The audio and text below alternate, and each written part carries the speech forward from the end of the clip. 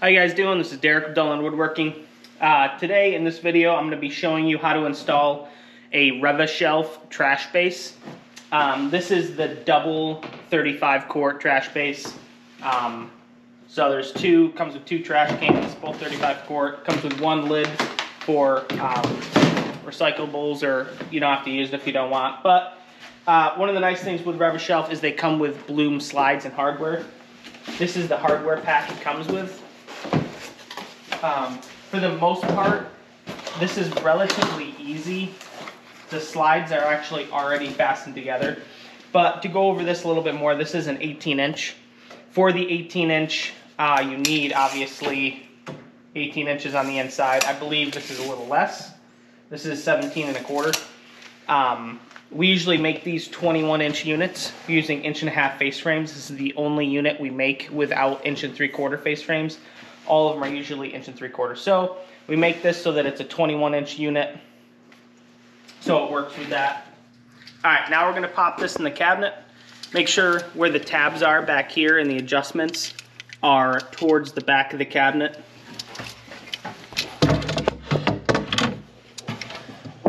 Pop that in there. So the screws are already right in place as well.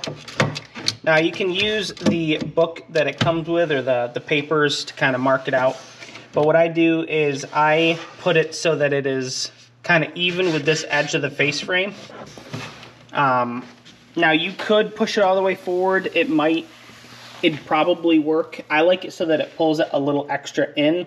Of all things, I'd rather be pulled in rather than it being sticking out at all. So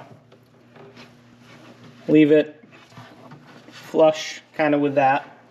And then what I'll do is I'll measure and make sure that it's square with the edge of the cabinet. So I'm about 11/16.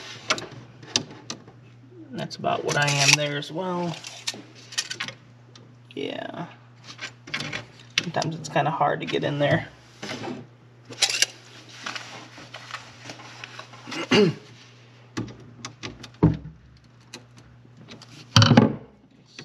Catching a little bit.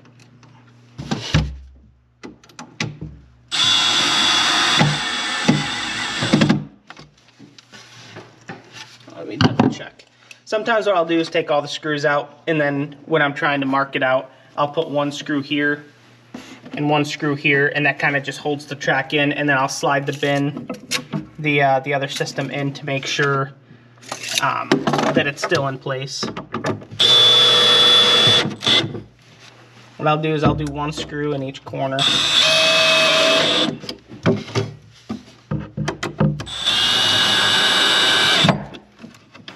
And I'll take the others out. And then we'll make sure that it works. The next step in the process, what we're going to do is we are going to fasten these Bloom latches onto here. Now it even comes with the screws, comes with the latches obviously. It actually already has pre-drilled holes up top. It's a little easier to use a longer bit. Kind of get in there a little easier. It's definitely nice that the holes are already pre-drilled.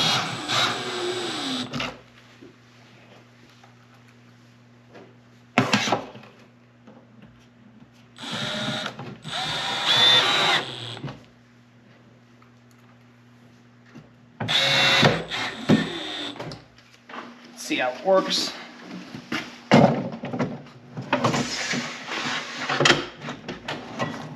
Make sure it's locked. Sounds like it is. And then one of the things I'm looking for is to make sure that it's pretty parallel here with the door, or with the face of the cabinet, which it looks like it is. It looks like it could be tweaked a little bit. Looks like I'm in a little bit farther over there, so I can kind of come forward with that side, and that should square it up. Make that minor adjustment, but yeah, that's pretty much it with throwing this in the cabinet. coming up next, what we'll do after this shot is we'll fasten it to the door. And as you can see in here, it is a combination of, I believe this is a 3/8 nut. You need a 3/8 socket and then a Phillips head. And then these bars will kind of slide in and out. And that'll also help you adjust the door too. There's a few adjustments in there with those, but I'll fix that real quick to make sure we're parallel, and then we'll go to mounting the front of this. Now, here's how we mount the door. So this can get a little sketchy here when pulling this drawer all the way out. So what I do is I put a clamp on the back of the cabinet and clamp the cabinet to the bench. That way this isn't gonna fall forward, damage the door, damage the equipment. That would be really unfortunate. So the size of the door that we have made here is for a full overlay. So we're gonna cover up almost all of this face frame. It's gonna be about a 1/4 inch up from that. And then it's gonna be about a 1/4 inch down from the top. Now, we made a block that goes obviously from the table to where the door sits. Makes it a little easier. I already did kind of a dry run, just kind of seeing how it's gonna look. It's gonna be the same situation for side to side. It's gonna be about a 1/4 inch in, which is somewhere around in there. So far it's looking good. I like that. I'll show you how we mount it now. What I do is I pull these out. We're gonna loosen these tabs here. And then also loosen this. Sometimes this can be a little bit more of a pain to loosen. Sometimes they really don't want to twist. Sometimes you have to take it all the way out to get it to move,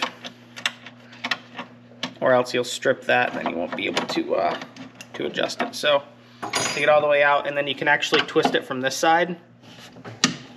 Okay, there we go. Just kind of needed to break free. Put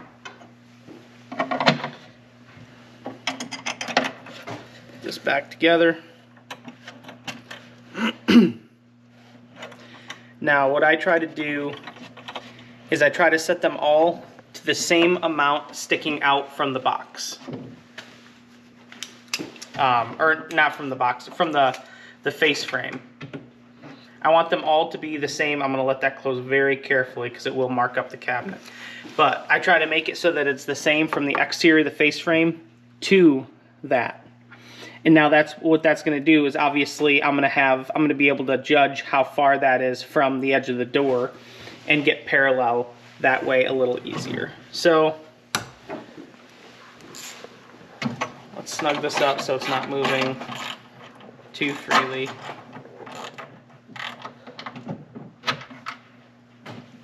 Moves, but it doesn't move a ton. Now, since I know I'm going to be a 1/4 inch in, if I do 1 inch, it'll be about half from the side. So let's do about 1 inch.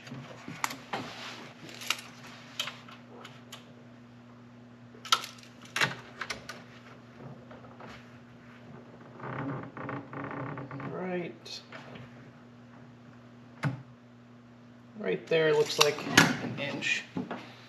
And I'll tighten it.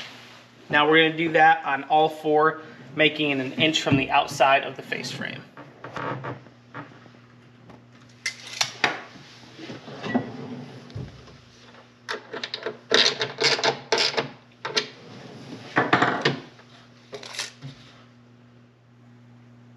So now that we have all four out, 1 inch from the face frame, I'm going to bring my spacer out. I'm going to bring this all the way out, kind of throw this pretty parallel to where the door is going to be. This can get a little funky.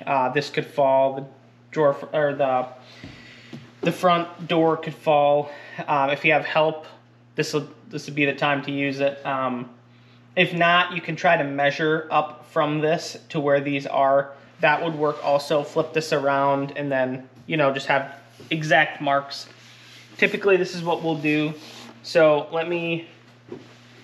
I know we are 1 inch from here.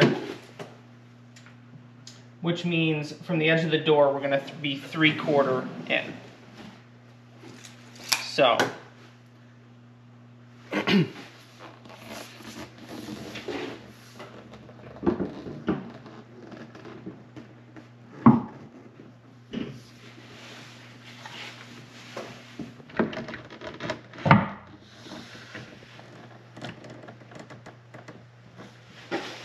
about 3/4 out. After we have at least 2 in, I did the top one here and I did the bottom one on the other side. Didn't do all of them yet, just in case this isn't exactly where it needs to be. But before I let it close, let's put on these buttons.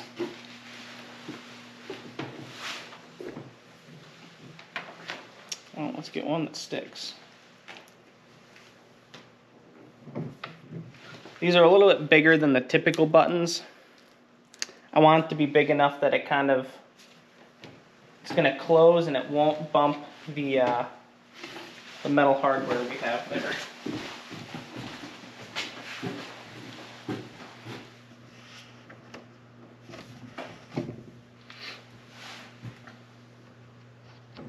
All right, now we're gonna let it close.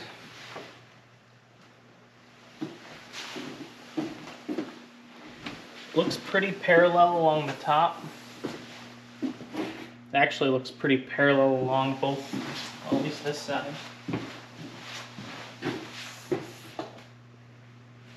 Yeah. It's pretty much right where we want it. So what I'll do is I'll pull it out, I'll put the other 2 screws in, and then we have some adjusting to do.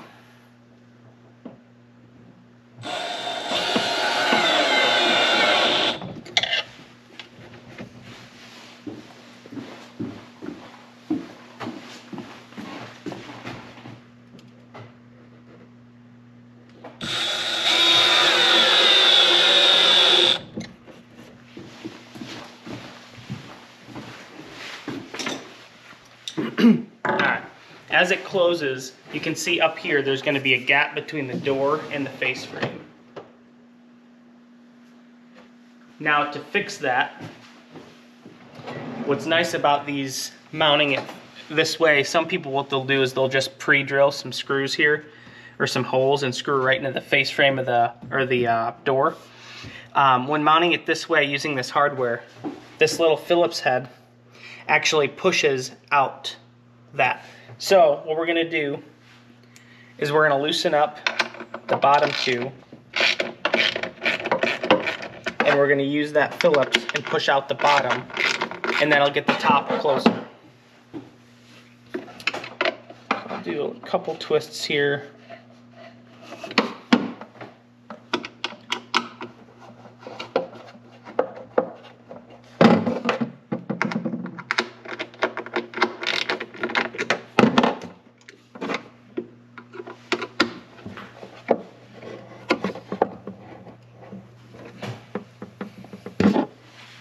And then we'll tighten it.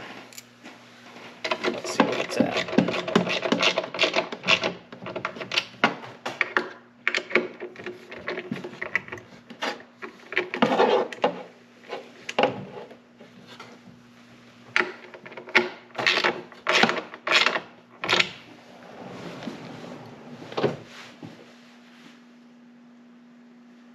So I'm just touching, but I'm not really putting any weight on it yet.